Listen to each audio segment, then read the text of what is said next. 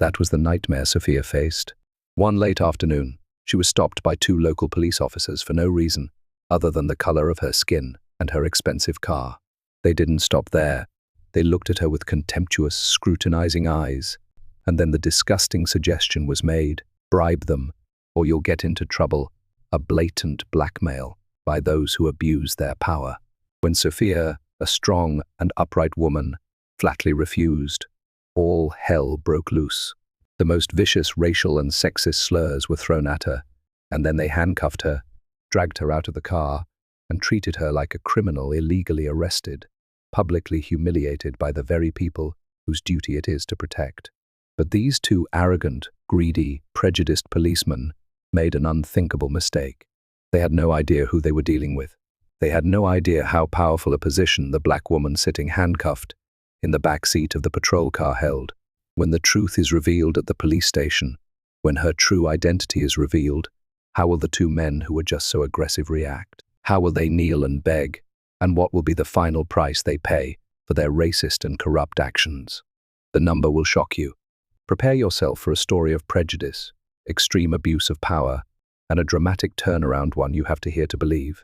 The late afternoon sun cast a brilliant orange silk over the western sky, glinting off the shiny black paint of the Mercedes S-Class as it glided along the smooth asphalt. The road wound gracefully through an affluent suburb, lined with ancient oak trees and luxurious villas nestled behind carefully tended gardens. The scene was picturesque, peaceful, and quiet, with only the occasional car passing by. Behind the wheel sat Sophia Sterling, a black woman in her 40s. Her appearance exuded quiet authority, intelligence, and confidence. Even though she was only wearing an elegant business suit after a long day at work, it was easy to recognize the aura of someone in a high-ranking leadership position. Her eyes were sharp, but now somewhat relaxed as she drove the car smoothly, classical music softly playing from the high-end Bose sound system. She was on her way home from a stressful meeting at the regional headquarters of the Federal Bureau of Investigation (FBI), where she served as deputy director, a position that required steely will, superior intelligence, and unwavering dedication. This rare moment of peace on the way home was a precious balm, but that peace was suddenly broken. Red and blue lights flashed in the rearview mirror, accompanied by a short, sharp siren. Sophia glanced in the mirror. A local police cruiser was following closely behind and signaling her to pull over. She frowned, wondering what she had done wrong. With the experience and caution of a law enforcement officer, she was certain she had not been speeding or doing anything blatantly wrong. Still, she slowed down, turned on her signal, and slowly pulled over to the side of the road safely. She turned off the music, rolled down the driver's side window halfway, and waited. The old patrol car stopped a few meters away. The door opened, and two policemen got out. The one in front was older, about 50, a bit stocky, his face showing fatigue and a certain inherent dissatisfaction. It was Officer Tom Kowski. His eyes were sharp, quickly scanning the luxurious Mercedes before stopping at the black woman behind the wheel, a barely perceptible smirk flashing across his lips. Behind him was Officer James Carter, much younger, probably in his early 30s, somewhat energetic in appearance but also wild and excitable. As he stopped Sophia's car, Kowski whispered to Carter, his voice full of meaning, "Look, James, a black woman driving a car like that. Something's definitely wrong. Just getting a little tip at the end of the day." Carter just sneered, agreeing. It was a sick thought, a deep-rooted prejudice that black people couldn't be rich legally, and they agreed to use power for illicit gain. Kowski walked toward Sophia's car door, his gait somewhat heavy. Carter stood back, his hand on his gun belt, his eyes scanning the car with a questioning look. "Good afternoon, ma'am," Kowski said, his tone trying to sound professional but lacking basic respect. "You're going a bit too fast for this stretch of road." He was vague, offering a clearly fabricated reason for stopping her. Sophia looked Kowski straight in the eye, her voice calm and clear. "Hello, officer. I believe I was keeping within the speed limit. Any particular problems?" She knew she wasn't going fast, and she knew where this game was headed. Officer Kowski seemed unconcerned by Sophia's answer. He maintained his cold, somewhat condescending expression. "Please show me your driver's license and vehicle registration." Sophia quietly opened her purse and the car's glove compartment, took out her driver's license, and the necessary papers and handed them to Kowski. She did everything slowly and deliberately, her eyes never leaving the policeman, taking in every expression and every little gesture. Decades of experience dealing with all kinds of criminals and complex situations had taught her how to read people and stay calm under pressure. Kowski took the papers, glanced at the photo on the license, then back at Sophia, his eyes lingering on her elegant dress and the delicate watch on her wrist. He flipped the registration over and over, as if searching for something suspicious. Sophia Sterling, he said the name aloud, then looked inside the luxury car. Nice car. Must be expensive. His tone turned rudely curious. What do you do for a living to be able to drive such a luxury car? The question was completely unrelated to the reason for the initial stop. Sophia felt her irritation rising, but kept her voice even. Officer, my profession has nothing to do with your stopping me for the speeding violation you just mentioned. May I know the specific speed your device recorded? Meanwhile, Officer Carter walked around to the back of the car, pretending to check the tail lights, then walked up to the front, looking inside the car through the windshield, deliberately creating an atmosphere of tension and pressure. Kowski shrugged, ignoring the question about speed. Well, speed is only part of it. We also noticed that your windows were a little too dark for the law, he added, making up another excuse. And frankly, a luxury car like this, driven by someone like you, alone at this hour on a deserted stretch of road, looks a little suspicious. We have reason to believe there may be unusual activity. Sophia realized the drama was happening. They were deliberately creating bogus violations to make things difficult. Officer, she said, her voice starting to harden a little, my windshield is fully state compliant and I was on my way home from work. There was nothing out of the ordinary. Unless you have concrete evidence of any violations, I demand you return my papers. Sophia's firmness seemed to wear on Kowski's patience. He wasn't getting the frightened reaction he was hoping for. He decided to speed things up. Look, Miss Sterling. Kowski lowered his voice a little, leaning toward the window, trying to sound friendly. I see you're a reasonable person. The process is complicated. If we make it too complicated, we might have to impound your car for further inspection. Then you'd have to go to court, which would cost you time, money, and a record. It's a hassle, right? He paused, looking Sophia straight in the eye, his gaze full of meaning. Well, it's a nice day, and my co-worker and I are almost off duty. Maybe we can find a way to settle this here and make it easy. You help us a little, we help you a little, and pretend nothing happened. You know what I mean? Kowski rubbed his thumb and index finger together, a gesture that could not have been more obvious about money. Carter stood nearby, pretending to look away, but clearly listening and waiting for the outcome. The brazenness of the blackmail proposal made Sophia shudder with disgust, but the anger inside her was tempered by a coldness that was frightening. She had seen too much corruption, too much abuse of power in her career, but to face it directly in this way still made her angry. She looked straight into Kowski's eyes without a trace of fear, her voice now as hard as steel. Officer Kowski, let me be clear. First, I have done nothing wrong. Second, I would never, under any circumstances, bribe a police officer. If you have legal evidence of any violations on my part, please issue a ticket in accordance with procedure. If not, I demand that you return my identification and vehicle registration immediately and let me continue my journey. She paused, her eyes piercing Kowski. And I warn you, your actions and words since you stopped me show all the signs of abuse of power, discrimination, and attempted extortion. You should consider your next move carefully.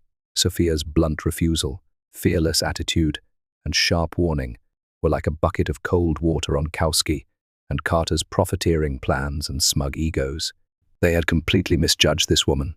Sophia Sterling's firm refusal and stern warning hit Officer Kowski's pride and simmering anger.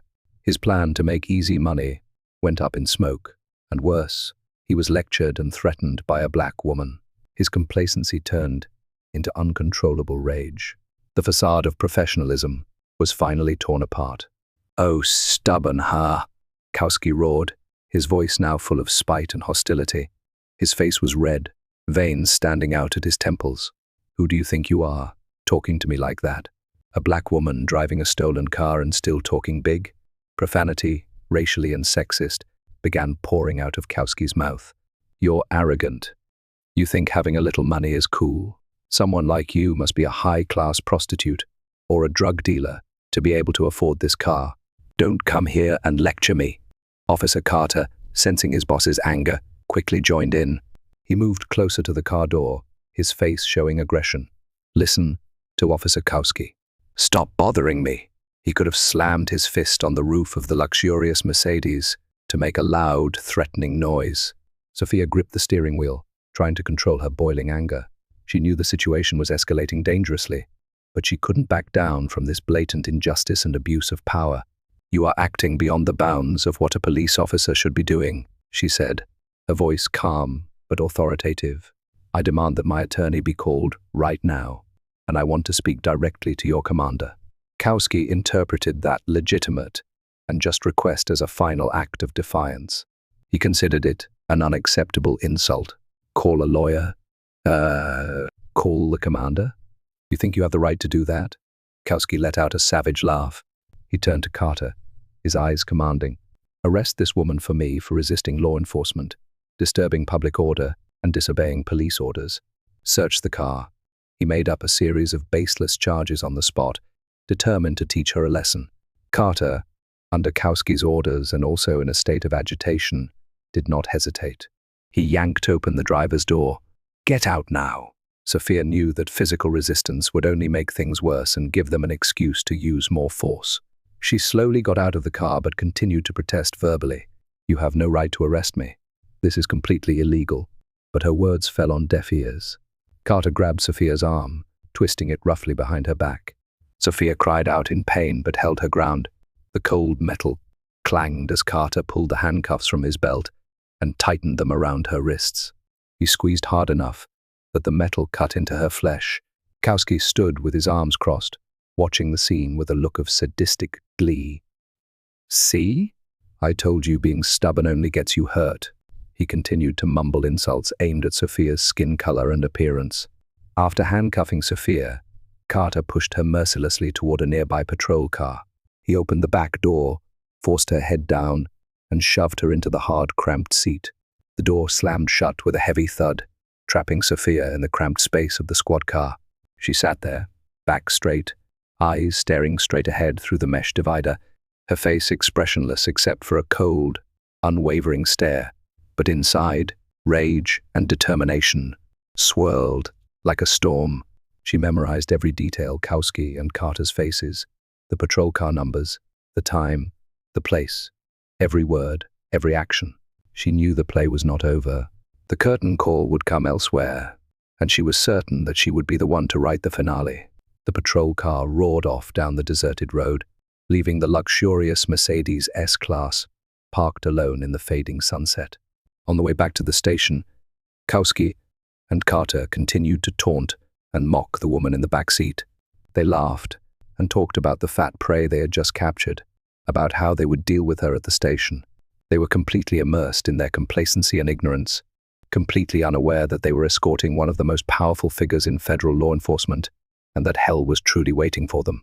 The patrol car pulled into the parking lot of the local police station, a two-story brick building that looked old and lifeless, tucked away in a remote corner of the town. Officers Kowski and Carter got out first, opened the back door, and dragged Sophia out, still with the same patronizing, rough manner, as if she were a dangerous criminal. They escorted her through the musty hallway, straight to the check-in area and the duty desk. Behind the high counter, Sergeant Miller, a middle-aged man with graying hair and thick glasses, was scribbling notes. He looked up when Kowski and Carter entered with a handcuffed black woman. What's this, Kowski?